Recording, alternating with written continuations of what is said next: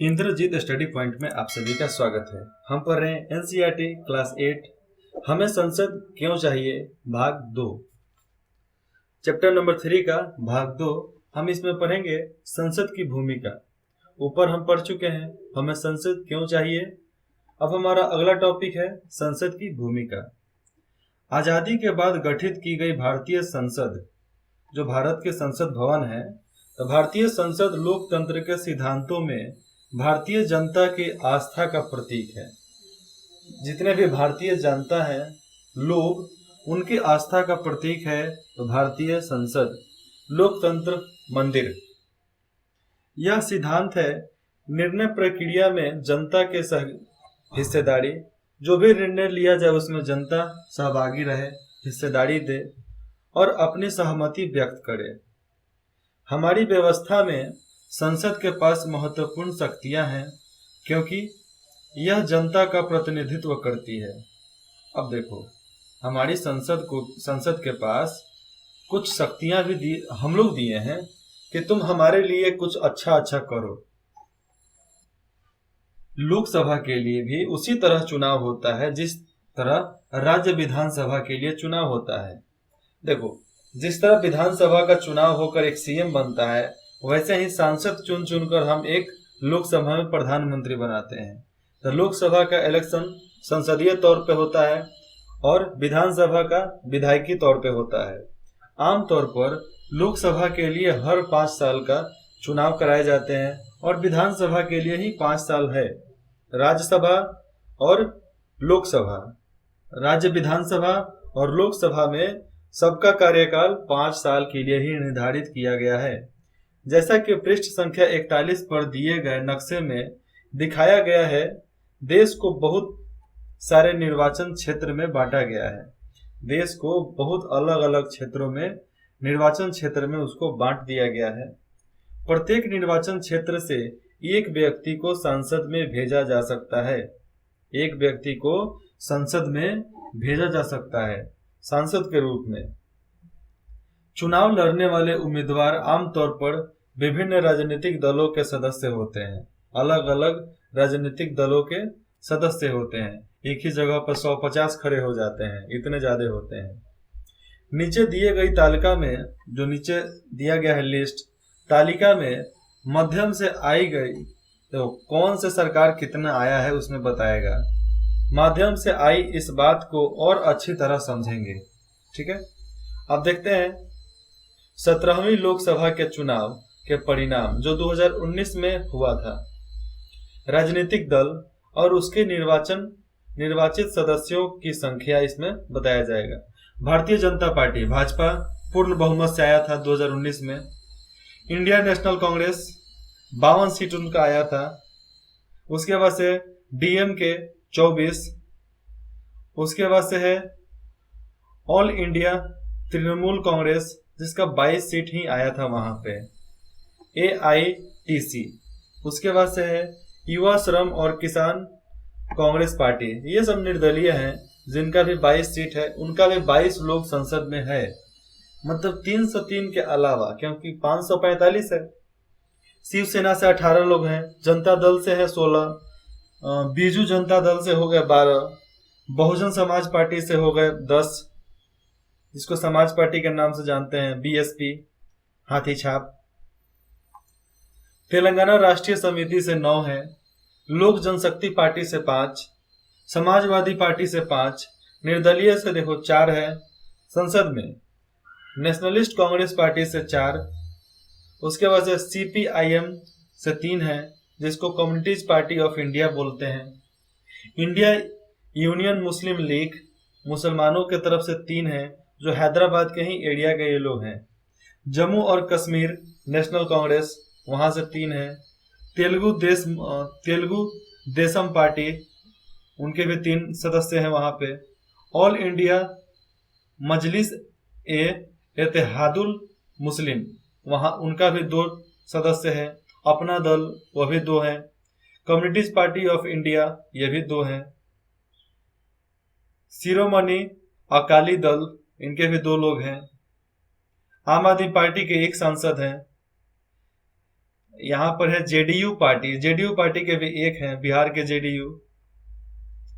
All India अन्ना द्रविड़ मुन्नेत्र कल कलकम, उनके भी एक हैं। All India United democratic front, इनके भी एक हैं। जनता दल, इनके भी एक सदस्य हैं। कुल मिलाकर 153 सदस्य हैं। कितना? 143 सदस्य यहाँ पर हैं। आप ये लिंक दिया गया है, ये लिंक लिखोगे ना, इसके बारे में स्रोत और आपको मिलेगा, मतलब डिटेल्स मिल जाएगा। अब देखते हैं, ये 15वीं लोकसभा के चुनाव है जो 2009 में हुए थे। राजनीतिक दल और प्राप्त सीटें: बहुजन समाज पार्टी 21, भारतीय जनता पार्टी 116 और कम्युनिटीज पार्टी ऑफ इंडिया ये थे कितना? 16, और इंडियन नेशनल कांग्रेस ये हैं 206।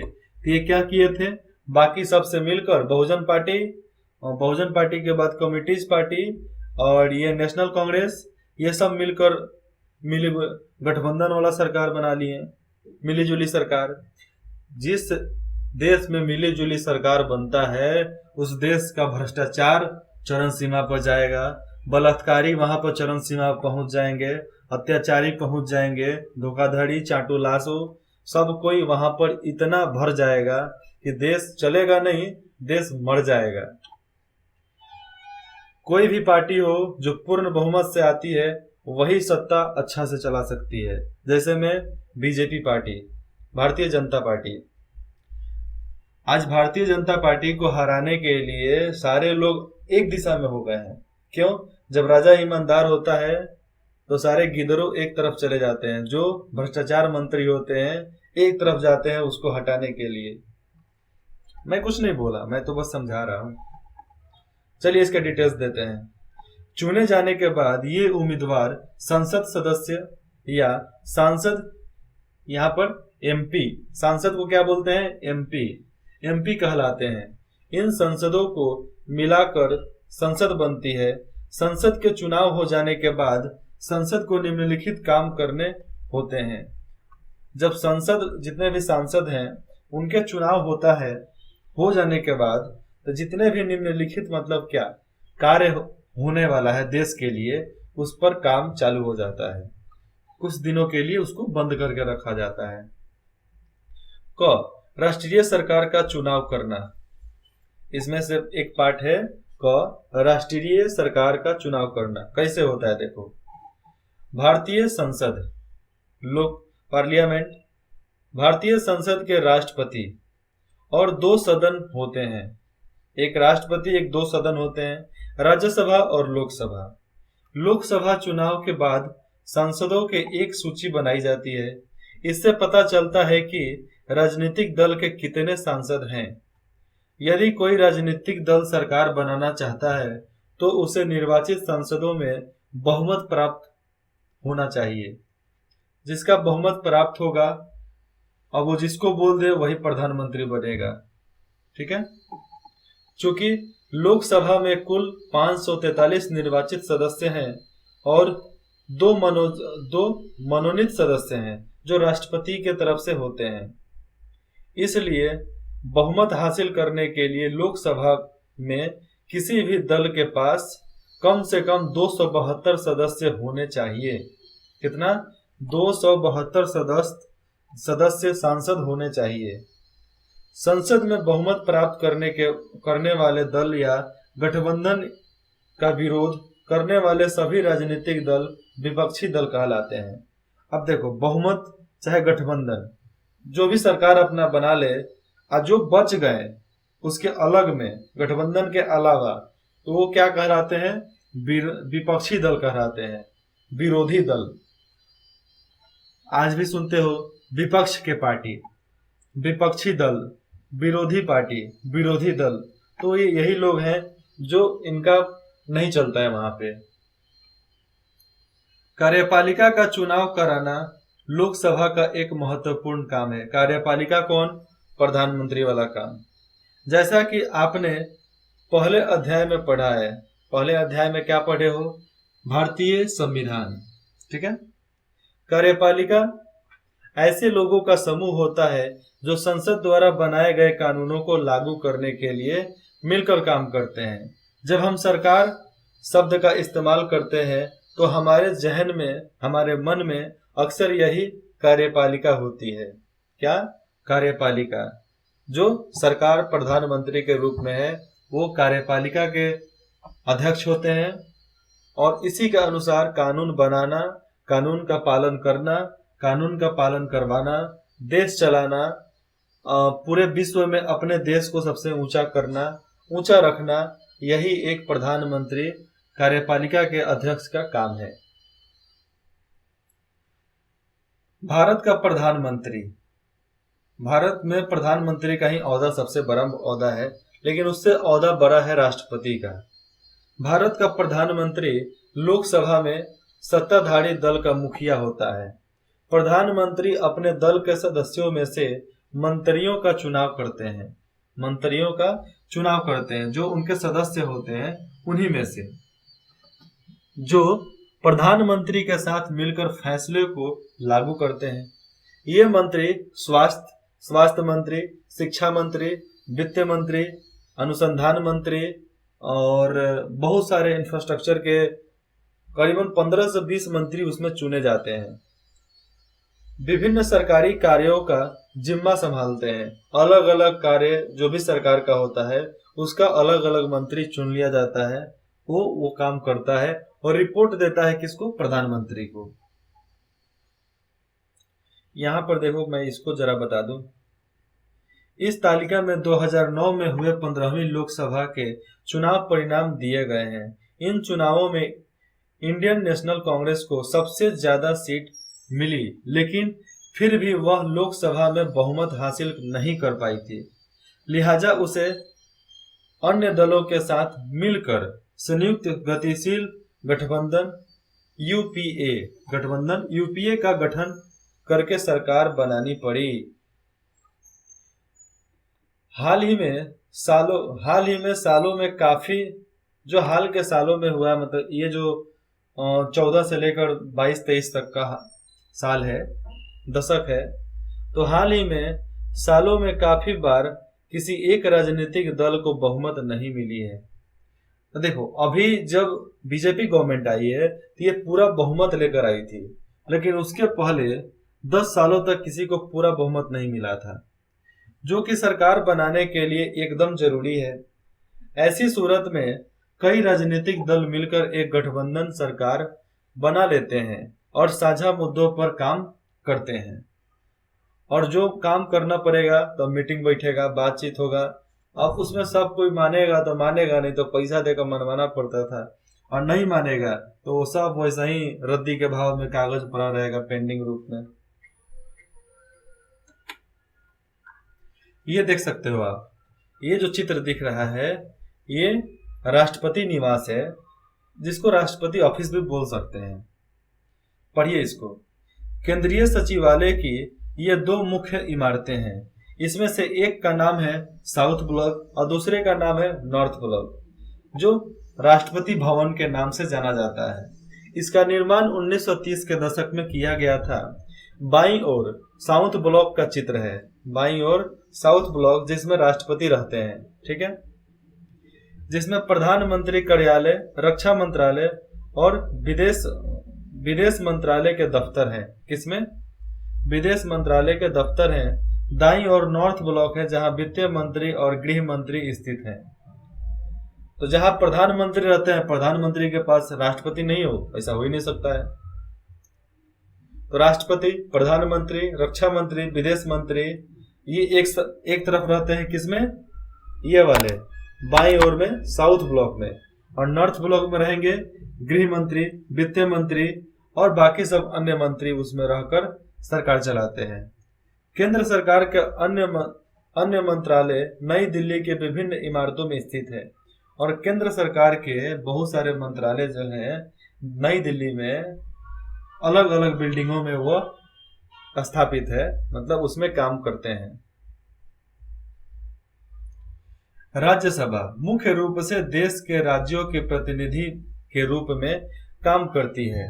राज्यसभा भी कोई कानून बनाने का प्रस्ताव पेश कर सकती है। कोई भी राज्यसभा चाहे लोकसभा किसी विधेयक को कानून के रूप में लागू करने के लिए यह जरूरी है कि उसे राज्यसभा की भी मंजूरी मिल चुकी हो। देखो, हर चीज को लागू करने के लिए राज्यसभा की मंजूरी उसमें चाहिए। इस प्रकार राज्यसभा की भी बहुत महत्वपूर्ण भूमिका होती है।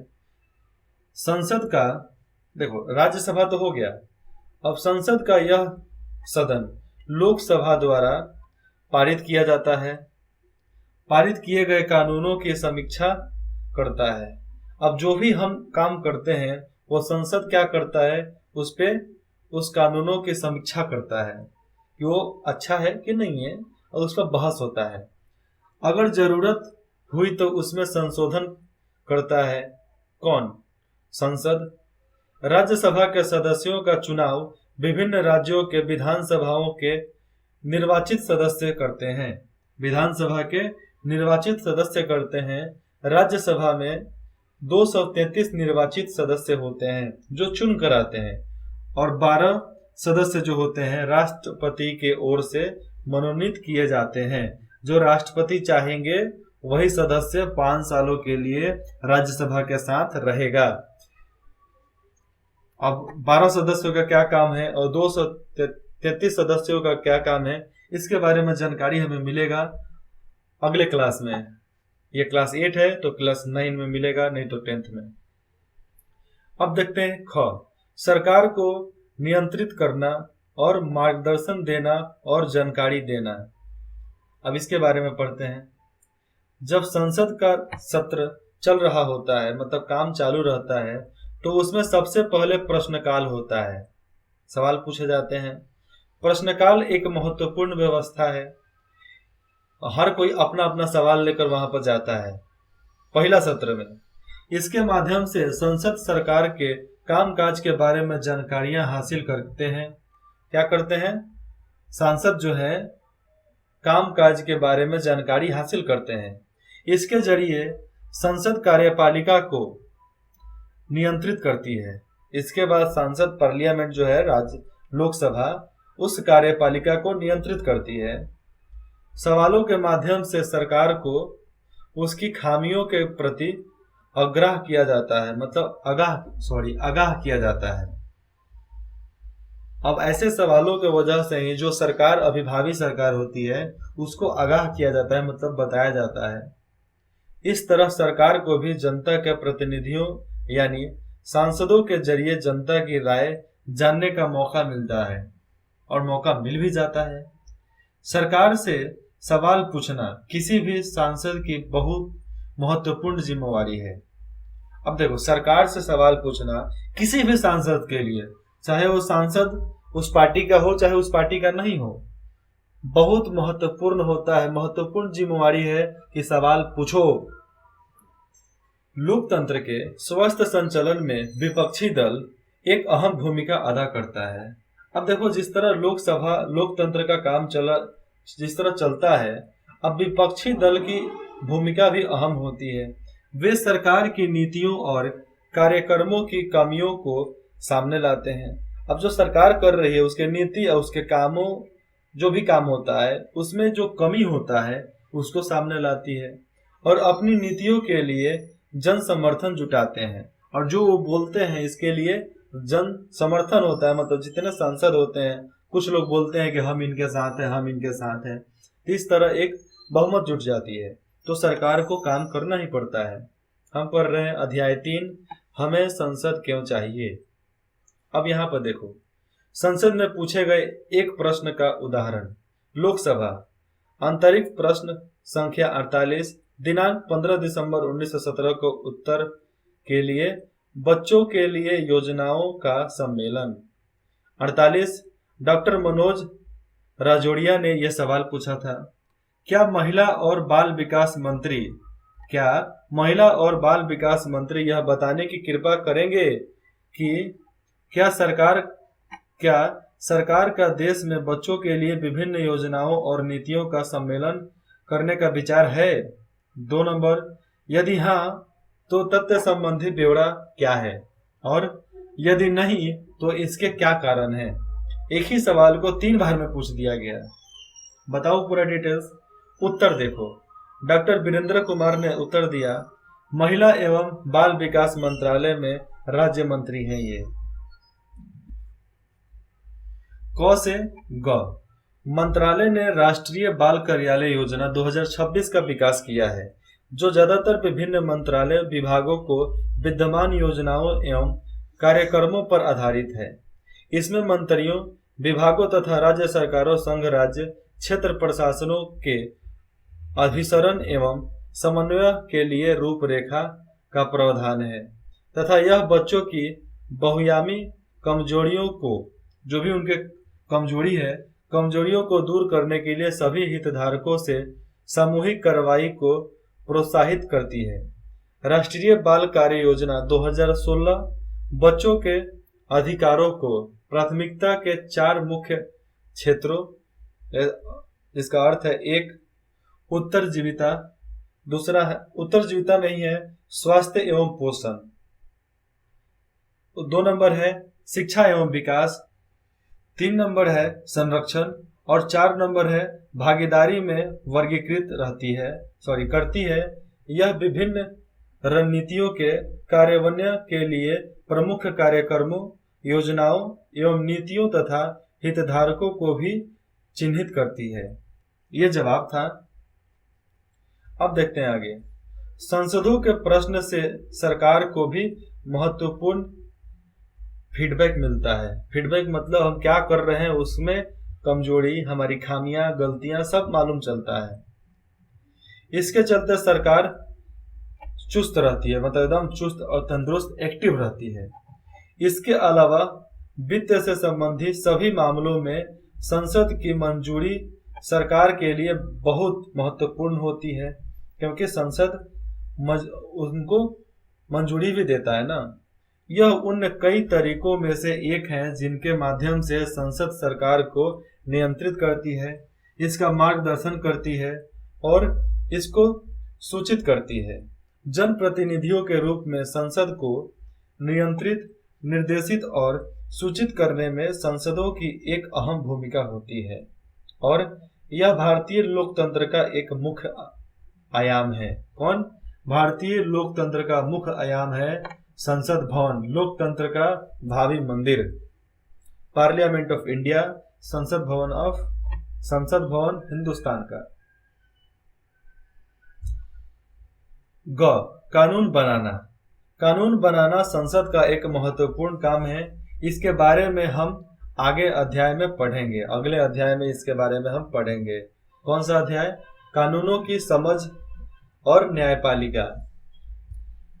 फिर आगे पढ़ते हैं, संसद में कौन लोग होते हैं। संसद में कौन लोग होते हैं ये हम अगले भाग में पढ़ेंगे। तो फिर मिलते हैं अगले भाग में। तब तक आपको कोई भी डाउट हो तो आप कमेंट कर सकते हैं, जिसके अनुसार आपको डिटेल्स प्रोवाइड कर दिया जाएगा। विद इन 24 आवर, 24 घंटा के अंदर आपको कांटेक्ट कर लिया जाएगा। देखो, आपको करना क्या है?